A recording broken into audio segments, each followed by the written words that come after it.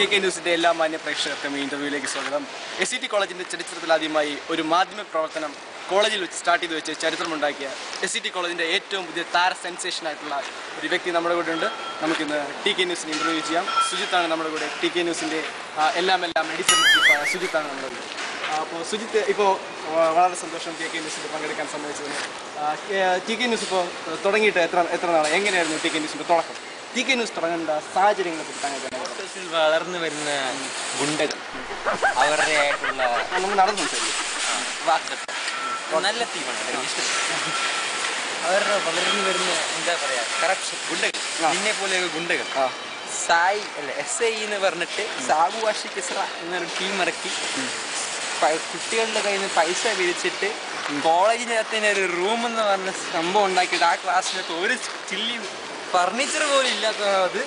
ആ പൈസയുടെ സ്രോതസ്, ആ പൈസ എവിടെ പോയി? അപ്പോൾ SI തുടങ്ങാനുള്ള സാഹചര്യമാണ് നിങ്ങളെ ഈ ഒരു മാധ്യമ അതാണ് നമുക്ക് സ്റ്റാർട്ട് ചെയ്യാൻ വേണ്ടിയിട്ടുള്ള ഊർജ്ജം. അങ്ങനെയുള്ള ഒറ്റപ്പെട്ട ഓട്ടോമൊബൈൽ ക്ലാസ്സിൽ നടക്കുന്ന ഒറ്റപ്പെട്ട സംഭവങ്ങളാണ് താങ്കളെ ഇങ്ങനൊരു സാധനം തുടങ്ങാൻ വേണ്ടി സ്റ്റാർട്ട് ചെയ്തത്. പക്ഷേ തുടങ്ങിയെന്ന സാഹചര്യങ്ങളിൽ നിന്ന് വ്യത്യസ്തമായിട്ട് TK ന്യൂസിന് ഒരു ഗ്ലോബൽ ഇമേജ് ഉണ്ടാക്കിയെടുക്കുന്നുണ്ട്. ഇപ്പോൾ ഓട്ടോമൊബൈൽ ക്ലാസ്സിന് പുറത്തും TK ന്യൂസിന് ഒരുപാട് ഫാൻ ഫോളോയിങ് ഉണ്ട്. TK ന്യൂസിൽ എന്താണ് നടക്കുന്നതെന്ന് ബാക്കിയുള്ള ക്ലാസ്സിലെ കുട്ടികൾ. അപ്പോൾ ഓട്ടോമൊബൈൽ മാത്രം സ്റ്റാർട്ട് ചെയ്തൊരു സാധനം എങ്ങനെ അതിനൊരു ഗ്ലോബൽ പ്രതിച്ഛായമായിട്ട് എങ്ങനെ മാനേജ് ചെയ്യാൻ പറ്റും? അത് എൻ്റെ ടീമിൻ്റെ കഠിനപ്പാണ്. താങ്കളുടെ ടീമിനെ പറ്റി താങ്കളുടെ ടീമിനെ പറ്റി ടീം ഞാനുണ്ട്, ബെഞ്ചി ഉണ്ട്, ബിനിലുണ്ട്. ഇതിൽ ബാക്കി രണ്ടുപേരും അത്ര വർക്ക് ചെയ്യാറില്ല. ഇത് എൻ്റെ അണ്ടർസ്റ്റഡി.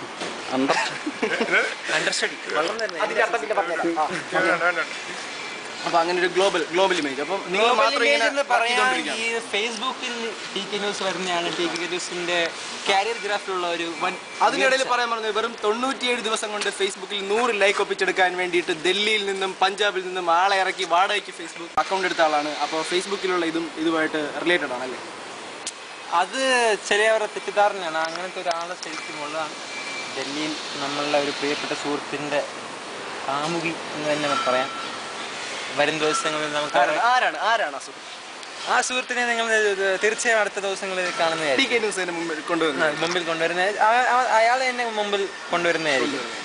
പിന്നെ ഇപ്പോൾ സന്തോഷകരമായി പറയാനുള്ള കാര്യം എന്ന് വെച്ച് കഴിഞ്ഞാൽ കഴിഞ്ഞ 5 ലൈക്സിൽ TK ന്യൂസിന് ഫേസ്ബുക്കിൽ കിട്ടിയ 5 ലൈക്സിൽ 3 ഫീമെയിൽ ലൈക്സ്. ആദ്യമായിട്ടാണ് ഒരു ഫീമെയിലേക്ക് താങ്കളുടെ 95 ലൈക്കുകൾക്ക് ശേഷമാണ് ഒരു ഫീമെയിലേക്ക് താങ്കൾ? അല്ല, അതിന് മുമ്പേ കിട്ടിയത്. എത്ര ലൈക്ക് കഴിഞ്ഞപ്പോഴാണ് ഫീമെയിലേക്ക് കിട്ടിയത്? ഒരു 60ാമത്തെ ലൈക്ക്. ഇപ്പോഴാണ് നമ്മൾ കൾട്ടവയുടെ ഒഫീഷ്യൽ മീഡിയ പാർട്ട്നർ സൈൻ ചെയ്തിട്ടുമാണ് നമുക്ക് ഫീമെയിൽസിന്റെ TK ന്യൂസ് കൾട്ടവയുടെ ഒഫീഷ്യൽ മീഡിയ പാർട്ണറാണ്. അൺഒഫീഷ്യൽ ആയിട്ട് നമ്മൾ ഒഫീഷ്യൽ പോയില്ല. പിന്നെ അൺഒഫീഷ്യൽ ആയിട്ട് ഒഫീഷ്യൽ മീഡിയ പാർട്ണറാണ്. ദാറ്റ് ഈസ് ഇന്ത്യയുടെ വെരി ഗുഡ് പോയിന്റ്. പറയൂ. അപ്പം ഫേസ്ബുക്കാണ് താങ്കളുടെ ഈ ഒരു കരിയർ ഗ്രാഫിൽ മാറ്റം വരുത്തിയത്. ഓക്കെ. അപ്പം ഇനി ചോദിക്കാനുള്ള വേറൊരു കാര്യം എന്ന് പറഞ്ഞാൽ എന്താണ് താങ്കളുടെ എതിരെയുള്ള ഏറ്റവും വലിയ ആരോപണം എന്ന് പറഞ്ഞാൽ ചില വ്യക്തികൾക്കെതിരെ മാത്രം താങ്കൾ പ്രത്യേകം മനഃപൂർവ്വം ചില വ്യക്തികളെ മാത്രം മാറ്റി നിർത്തിയിട്ട് അവർക്കെതിരെ ന്യൂസ് ഉണ്ടാക്കുന്നു, അവർക്കെതിരെ മാത്രം പ്രചാരണം നടത്തുന്നു. ഉദാഹരണത്തിന് അജീഷ് ചന്ദ്രൻ അതുപോലുള്ള ആൾക്കാർക്കെതിരെ ആഴ്ചകളോളം മാസങ്ങളോളം TK ന്യൂസ് പ്രചാരണം നടത്തുകയും അപ്ഡേറ്റ്സ് ഇടുകയും വാർത്തകൾ കൊണ്ടുവരികയും ചെയ്യും. എന്താണ് ചില വ്യക്തികളിൽ മാത്രം ഒതുങ്ങി നിൽക്കുന്ന പത്രപ്രവർത്തനം കൊണ്ട് താങ്കൾ ഉദ്ദേശിക്കുന്നത്? ഞാൻ ഒരു കാര്യം ചോദിച്ചോട്ടെ.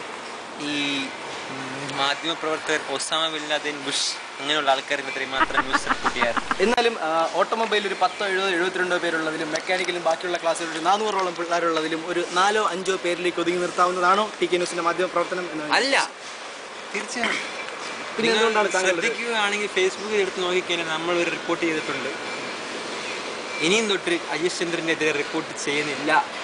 അജീഷ് ചന്ദ്രനെ നമുക്ക് വേണ്ട, അങ്ങനെ ഒരു റിപ്പോർട്ട് നമ്മൾ TK ന്യൂസ് ഫേസ്ബുക്കിൽ വിട്ടു. പക്ഷെ അതിൻ്റെ 5 ദിവസം കഴിഞ്ഞിട്ട് തന്നെ ഇയാള് ആംബ്രൂസിയെ പോയി ഏതോ ഒരു പെൺകുട്ടിയുടെ ഇവിടെ കാണപ്പെട്ടു. അത് നിങ്ങൾ അറിയണ്ടേ? താങ്കളുടെ സോളിഡ് ആയിട്ടുള്ള എന്താണ് താങ്കൾ അങ്ങനെ ഒരു ന്യൂസ് റിപ്പോർട്ട് ചെയ്യാനും ഉണ്ടാക്കിയ സാഹചര്യം എന്താണ്? എൻ്റെ അടുത്ത് വിളിച്ച് പറഞ്ഞു TK ന്യൂസിന് ഒത്തിരി വിശ്വസനീയമായ സോഴ്സസ് താങ്കൾ കിട്ടിയ വിവരം. അതെ, ഓക്കെ. നമുക്ക് ഒത്തിരി സപ്പോർട്ടുകളുണ്ട്. അപ്പോൾ അതുകൊണ്ട് ഇപ്പോൾ അജീഷിനെ ഒഴിച്ച് മാറ്റി നിർത്തി. അപ്പം അവൻ കയറി നമ്മളുടെ വാളിൽ കയറി പോസ്റ്റ് ചെയ്തു. അവൻ്റെ എതിരെ ഫീമെയിൽസ് ഒന്നും അങ്ങനത്തെ നെഗറ്റീവായിട്ടുള്ള സ്റ്റേറ്റ്മെൻറ്റ് പുറപ്പെടുപ്പിക്കില്ല അന്ന് അവൻ TK ന്യൂസിൻ്റെ വാളിൽ പോസ്റ്റ് ചെയ്തു. ചലഞ്ച്. അത് നമ്മൾ റിപ്പോർട്ട് ചെയ്തില്ലെങ്കിൽ അത് തീർച്ചയായിട്ടും TK ന്യൂസിൻ്റെ പ്രതിച്ഛായ ബാധിക്കും.